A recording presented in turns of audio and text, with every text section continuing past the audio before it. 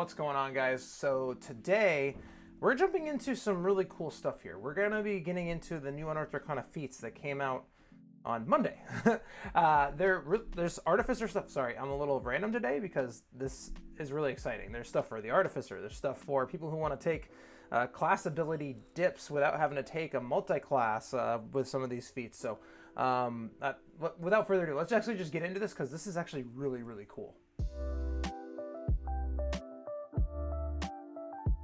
All right, and so like I said, we're going to just jump right into this, but my name is Howie. This is the Blue Collar DM YouTube channel. I help out player, characters, dungeon masters, all you guys. We also stream Monday, Wednesday, Friday on Twitch. Link for that Twitch stream down in the description below. Like, subscribe, all the cool stuff. But we're just going to jump into it because I don't want to waste any more time because there's some really cool stuff here. So once the little transition goes away, you guys will see. I'm actually on the Unearthed Arcana page.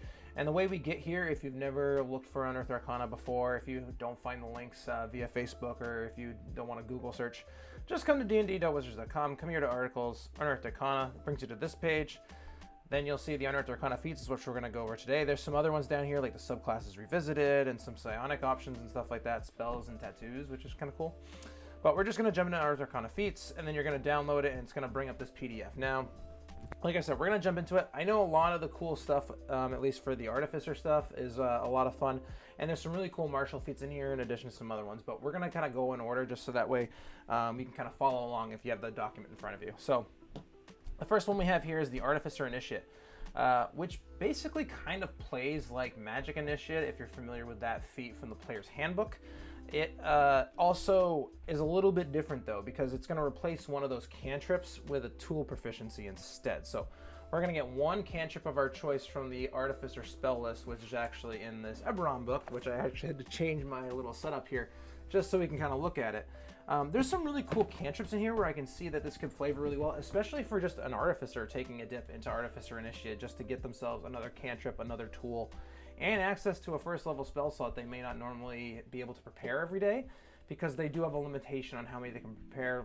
Like the Cleric, it kind of is a preparation class like the Cleric where they have access to everything, but they can only prepare so many. So if there's a one spell that you always want to have prepared and you want to kind of occupy that spot with that spell, this is a good way to do it. One thing that I've noticed, at least for the cantrips for the Artificer, there's a lot of like must-haves is what I like to say. So I always like to have Prestidigitation if I can grab it. I always like to have Firebolt in case I need a cantrip damaging ability so I can have it. The other thing is that as a result of having to grab, I always grab a damaging cantrip and Prestidigitation. That's your two actual Artificer cantrips taken up at first level. You do get more as you level up. In fact, you get a third one at 6th level, but if you want to grab another one really quickly right off the bat, you have the ability to do that with this Artificer Initiate at level 4 with your ASI that comes at level 4. And I'll usually grab something like a Mending or a Message or something like that that's going to be kind of good utility to have in like whatever situation you might need it. Now, I like to grab Mending with my Artificer because it flavors really well, but Message is also a really fun one to use too because it allows you to communicate with your fellow player characters if you need to do so secretively. So that's kind of a cool one to take. And then as far as like the first level spell, there's some great ones that you can take. Like I always like having Grease because I like to throw down Grease and then make it catch on fire. Sometimes I like Featherfall always kind of being there just in case if I need it, because sometimes I'll also cast Spider Climb with a 2nd level spell slot, so I always like to have that combo there just in case. Or if I take Flop, you get the idea. So having those abilities there inherent is going to be kind of, or those spells is going to be kind of a good one for Artificers to have. I can also see this working out really well because for the other classes, because like we just said, there's some really good cantrips here. There's some really good first level spells. And if you're an intelligence caster like the Wizard, and I don't know, I have to look into it, but like say if you want to have Cure Wounds on your Wizard, this is a way you can actually grab it with using the Artificer Initiate and still keeping intelligence as your spellcasting ability modifier. So that's kind of cool. And then if you want to get a tool proficiency and have all this really cool stuff that kind of adds some flavor to your magic, you're able to get it here with the Artisan tool that you get proficiency in. And like it says, intelligence is still going to be your spellcasting ability modifier. So really cool stuff here with Artificer Initiate. Next one's Chef. I like this one mainly because it's a really cool RP kind of thing that you can kind of be like the team cook, basically, is the best way to put it. It flavors very well if you've ever played like Pathfinder, Kingmaker, or anything like that. Like you have to prepare food every night, and depending on how you do, it could draw enemies to you depending on the case maybe. But Chef is really cool because you're increasing your con or your wisdom mod. So if I could even see a barbarian taking this and like knowing how to skin and cook meats and stuff like that for the party, which is kind of cool because they're a really good hunter scavenger kind of type. You're going to get your cook tools proficiency if you already don't have it. As part of a short rest, you can cook some food, and anyone who's rolling any hit dice to recover any health is going to get 4 plus your proficiency bonus in addition to that. So level 1, you're getting 6. Well, as you kind of get better, it's going to get better, which is kind of cool. It goes and grades well as you move on. And then every short rest or every long rest, excuse me, you can prepare a meal, and now for the next 8 hours, you're going to be able to make some treats that your player characters can eat, and they're going to get temporary hit points equal to your proficiency bonus. So not a lot, but still, like it's a good way to have an extra 2 or 3 or 4 hit points depending on your level that otherwise you wouldn't have. So maybe you can or you just basically just give all the treats to like one of the squishies, so that way they have the ability to give themselves a little bit more health every once in a while. And squishies, I mean wizards and sorcerers like that around. You know who you are. But that could be really helpful for that particular case. Crusher, so there's a lot of interesting ones in here for martial characters, or they don't have to be martial characters, but I like them. It could be a melee character. It could also be, there's one in here for a ranged character, which we'll get into in a little bit. That also can be a melee character, but they're mostly melee abilities. We have here Crusher. Crusher, strength or dex goes up by 1. Great. Once per turn, when you hit something with bludgeoning damage, you can actually push it, basically, 5 feet into an unoccupied space, provided that they're no more than one size larger than you. So that's kind of cool. So we're not going to be able to push dragons away from us. But if we say are fighting some large creature, we're going to be able to hit it and then be able to kind of give us some breathing room if we need to be able to move and get out of there. So this is also a really cool one I could see wizards using it if they get stuck in melee and they have a staff and they need to whack the guy and try to get out of there as fast as possible. Probably not the best way to do it, but hey, it's a way you can do it. Also, when you score a critical hit that deals bludgeoning damage, attack rolls against the creature are made with advantage until the end of your next turn. So I like this with a barbarian with, say, like a huge club or a big warhammer or something like that, where they're, smashing into a guy, they hit it, maybe they want to find a way to corner it and really kind of like basically make it a one-on-one fight. They smash into it with that warhammer, pushes them 5 feet in a direction they want them to be. Then you jump in there, keep smashing them over the course of your turn. Maybe you score a critical hit with one of your 2 or 3 attacks, depending on what you're using. And then the next turn, you're just rolling at advantage. Maybe you get more crits, and then you're going to keep going at advantage and just keep chaining advantage for the rest of the fight. It's a really cool one you can utilize. Barbarians, fighters, a lot of those can use it. Clerics, depending on what kind of cleric you're playing, can be really helpful with this one. I could even see a situation where I'd have to think about druids and like what creatures they can transform into do bludgeoning damage. A good one is an earth elemental is a good example, but I can see a way that this could actually play off really well. And not only that, it does say once per turn, so you can only move it once on your turn, which is, it is what it is. It's got to be balanced a little bit, but I think this Crusher one's actually really, really cool because you have that ability to get just like chain crits, because you're going to keep crit fishing if you get a crit and then you're getting advantage and then you're going to keep crit fishing. I can see a really nasty way where this could be paired with a kobold or something with a dip in rogue or something like that. So any of you optimizers out there that want to kind of look at that stuff, it's a really cool one to actually utilize to find some more crits.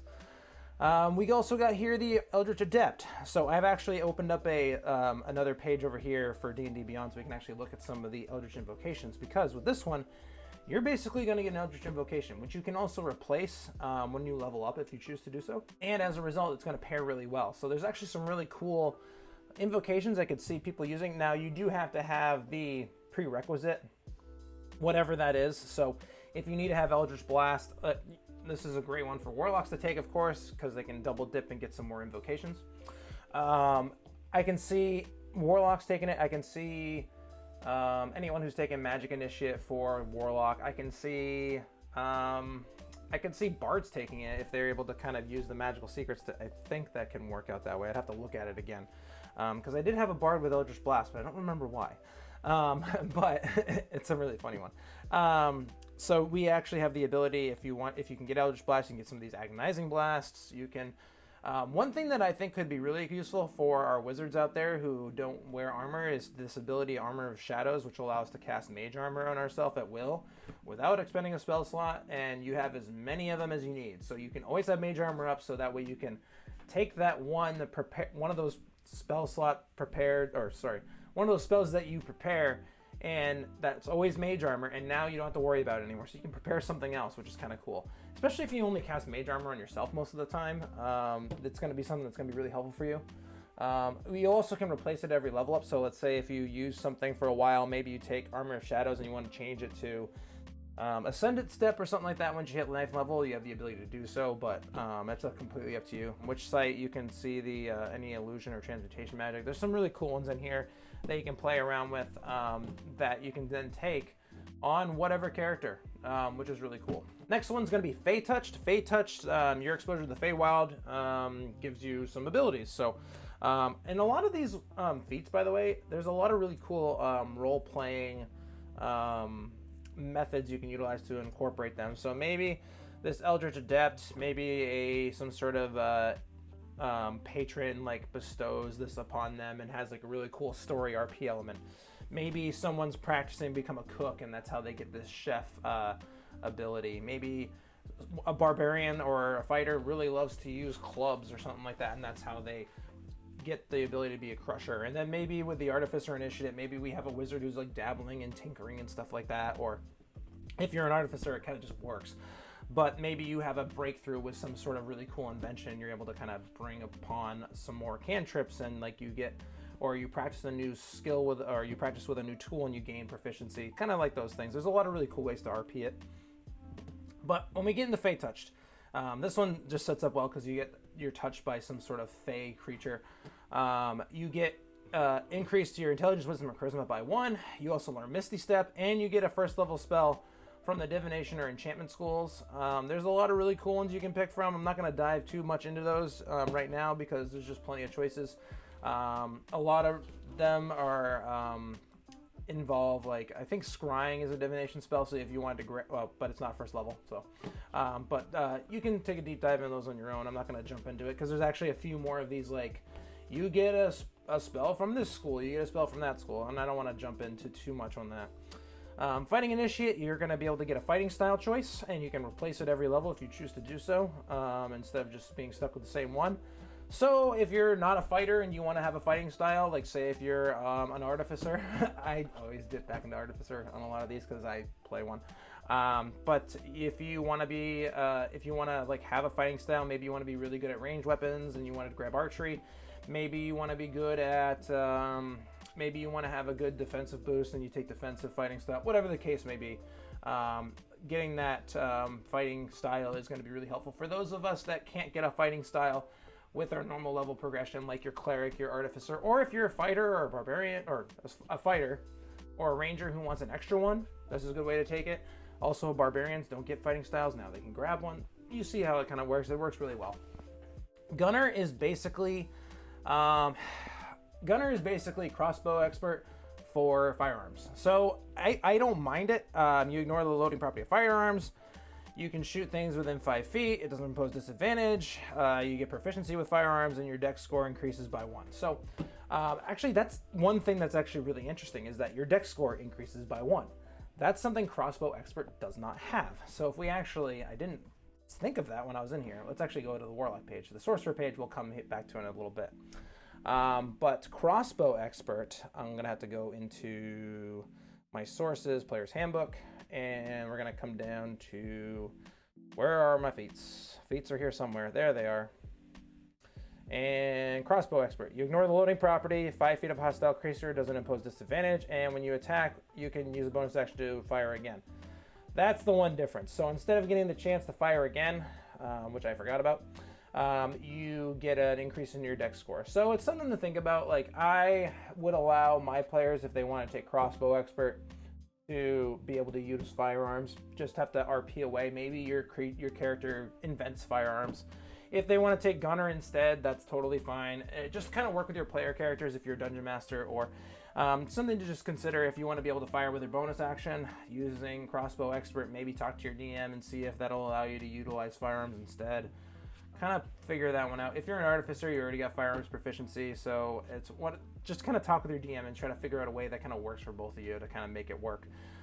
Because giving the bonus to Dex and just taking it away and giving them the ability to shoot with a bonus action, I don't see a way that's going to make it any more or less powerful, especially when most of the guns in the DM's guide, or even a lot of the firearms that are homebrewed or made, are usually just or have access to, usually just act like a hand crossbow in some cases. So something to think about as you're kind of going through. But the reason why they have this loading property ignoring is so that way you can actually fire with multi-attack, is basically what that's for. So basically, you still need a hand free, but you're able to load the gun without having to worry about having to spend a bonus action to do so, or something like that, or whatever the case may be. So that's kind of a cool thing. I haven't done a deep dive on gun use in Dungeons and Dragons at all. I've used a lot of firearms because I've been playing an Artificer for a very long time. And since the old Thunder Cannon UA that was out a really long time ago. So check that out. Oh, by the way, I will put a link to this down in the description, so don't worry. If you just want to kind of jump into finding it, that'll be an easy way for you to find it too. Metamagic Adept. So we're actually going to go back to this page that I told you about the Sorcerer for a very specific reason, because it's going to allow us to pick 2 metamagic options from our choice from the Sorcerer spell class. We're going to be able to utilize only one option on a spell. Basically, we're going to have the ability to use metamagic, and we're going to get 2 points. So Sorcerers, great thing for them to take if they want to have more metamagic options and more sorcery points. Any other class that wants the ability to do some interesting stuff, like make their spells cast further, empower their spells, be careful with their spells. Like, say, if we want to give someone automatic success on a saving throw against a spell for like an evocation wizard or something like that, and we want to save more people, and we don't have we don't have the careful spell, there's a way you can protect certain people. If you want to have the spell duration last longer, you want to heighten the spell, quicken the spell, so that way you can cast another one in the same turn. All these kind of different things. So the ability to kind of cast a spell with one action, spend the 2 sorcery points, and then spend a bonus action casting another one. So you could double cure wounds in a turn or something like that, whatever the case may be, depending on what you're taking on. So if, say, you're a cleric, you can double cure wounds. If you're an artificer, you can do other things. There's a lot of really cool stuff you can do here. So something to keep in mind as you're kind of looking at these feats with these metamagic options. All right, so now we're going to get, there's a couple more of these. We're getting towards the end of the alphabet, so bear in mind. There's only 3 pages, so we're getting there. Piercer is a good one. I'll probably put timestamps to each one, so if you guys want to skip around, I'll do that. That'll be easier for you guys. But Piercer, you achieve penetrating precision with your weapons in combat. Your strength dex goes up by 1 once per turn. You can hit a creature that does piercing damage. You can re-roll one of the damage dice, and you must use the new roll. So let's say you roll, say if you're using daggers and you're a rogue and you go and stab and you roll a 1 on that d4, which happens all the time. You can actually then re-roll that d4 to be something cool. Or maybe you're rolling, I don't know if sneak attack would actually work in this. It might. It doesn't say specifically. I'd have to look up and see what sneak attack technically counts as, if it's part of damage dice for the attack, or if it's technically its own pool of dice. But based on my knowledge of the rogue, I believe you could re-roll one of those d6s. So if you have a 1 on a d6 and you wanted to roll it and say you get a 6, cool. Always something cool you can always try.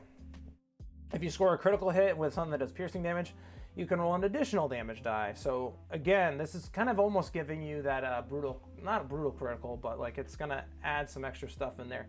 So I could see I could actually see something like a I want to say half orcs, I believe, get brutal critical. So let's say you have a weird half orc that's a rogue that uses a rapier or something like that, and you can just stack more dice. Again, I will talk a little bit about some of those optimizations, some of those min-maxing kind of stuff when I'm looking at this kind of stuff, just to give you guys ideas of ways you can pair abilities and stuff like that. And That doesn't mean that we're gonna lose our role-playing ability, but there's some really cool stuff in here. So you're really well practiced in using a rapier. You get Piercer. That's a great way to do it. So this is also Piercer the feat, not Piercer the monster, so keep that in mind. The next one we're going to talk about here is actually Poisoner. So Poisoner, really great one for a rogue or just anyone who wants to add poison damage to part of their attacks. When you make a damage roll, you ignore resistance to any poison damage, not immunity, just resistance. You can coat a weapon with poison as a bonus action instead of an action. So again, rogues, great thing for you. You can also gain proficiency with a Poisoner's Kit. If you don't already have it, you can spend an hour using the Poisoner's Kit and gain 50 gold pieces of material, and you can create a number of doses of poison equal to your proficiency bonus once applied. The poison, there's rules. DC 14, 2d8 poison damage. So again, you can pair this really well with your rogue. If you're trying to assassinate somebody, you can add more damage dice. You can do all that cool stuff. It's going to really help from that standpoint for your rogues, but you can also add it to any kind of character that utilizes who you want to utilize poison, which is really cool. The next one we're going to get is Practiced Expert. So we're going to get our ability score increased by 1 for whichever one we want.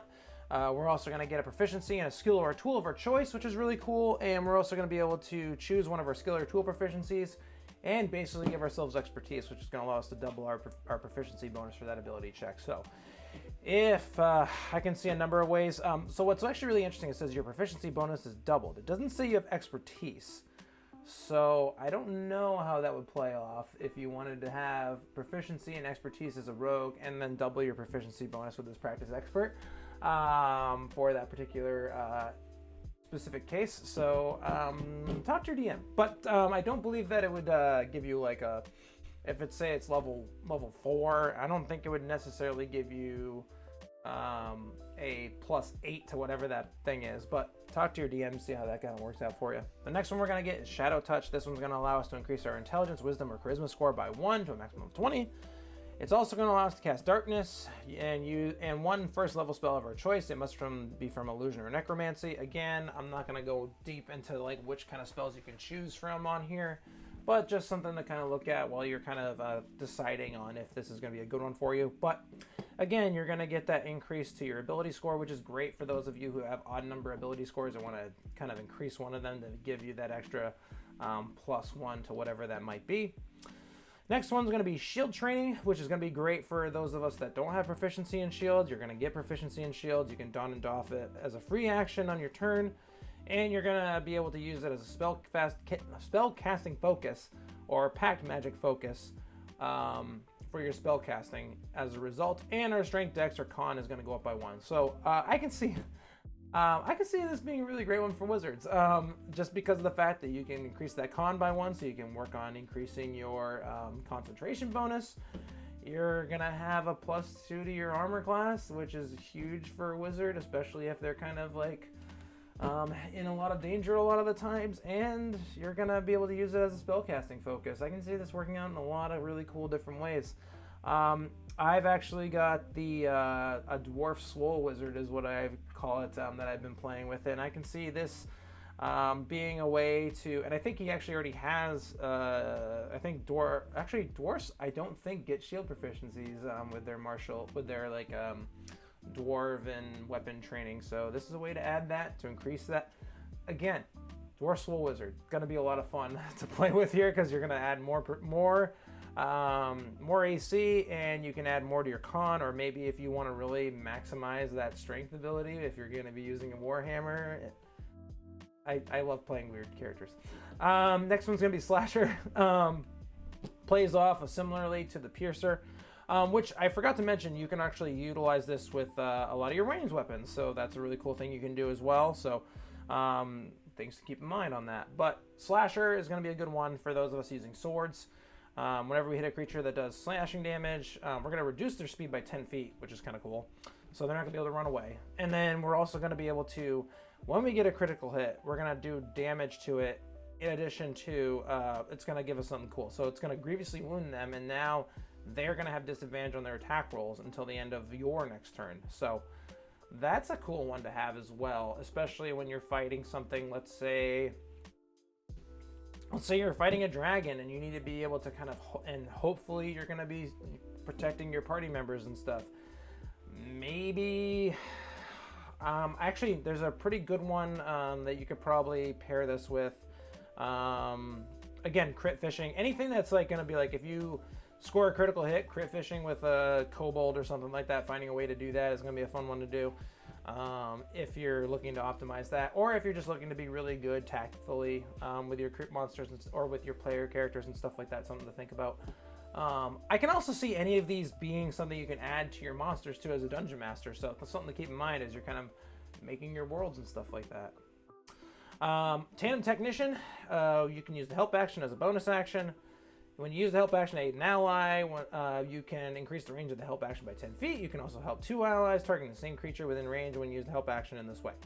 So I can see this being a really cool way for rogues to give themselves advantage by like throwing sand into the face of their opponents or something like that. I could see this before attacking, so that way they can get advantage on their next attack, so they can try to, again, crit fish. Try to get that crit on that sneak attack, doing something really cool. There's a lot of different ways you can kind of play around with this, so just kind of do some interesting stuff, player characters. I'd like to see what you guys get. Next one is Tracker. Basically, this one's going to allow us to get Hunter's Mark and advantage on Wisdom Survival checks, in addition to increasing our Wisdom score by 1. So that's a really cool one. Hunter's Mark is a great spell to add to anyone's repertoire. I mean, especially if you're going to be like, maybe you're an arcane archer, or maybe you're a archer that is or it doesn't even have to technically be an archer. You can be anything. So it's a great way to add more damage. Artificers used to have a spell that allowed them to add elemental damage, similar to a Hunter's Mark, but they lost it. This is a way to get it back if you want to do that. And the one I'm talking about was in Unearthed Arcana. That spell was invented, but then when eliminated when the Eberron book came out, so that's something you can kind of add to your Artificer as well. Again, always linking back to Artificer, because that's what I like to do. But that, ladies and gentlemen, is basically the Unearthed Arcana Feats. And so I hope you guys kind of learned something today. Again, these feats are going to be really cool ones to add not only to your player characters, but also as a dungeon master. I like to add feats to very specific case monsters or enemies, like maybe something that's going to be kind of a boss monster, or maybe something that's going to be kind of like a big bad evil guy for the end of a campaign or a story arc or something like that, or a lieutenant. So these are some really cool things you can add to your monsters, your player characters, whatever the case may be. And again, like I said, for you artificers out there, you get some love finally. You've got some cool stuff in here that you can add to your artificer. So if you guys have any questions, make sure you leave some comments down in the comment section. Also, make sure you like, subscribe, all that cool stuff if you made it this far, because I must be entertaining you guys somehow. Also, make sure you check out the Twitch stream. I stream Monday, Wednesday, Friday at 9 p.m. Eastern Time, with the exception of this Friday when this video comes out. Today is the 15th of July. 2020, because of the fact that I actually have some stuff going on in my life outside of this, believe it or not. I'm not a complete nerd, but link for that Twitch stream is going to be down in that description below.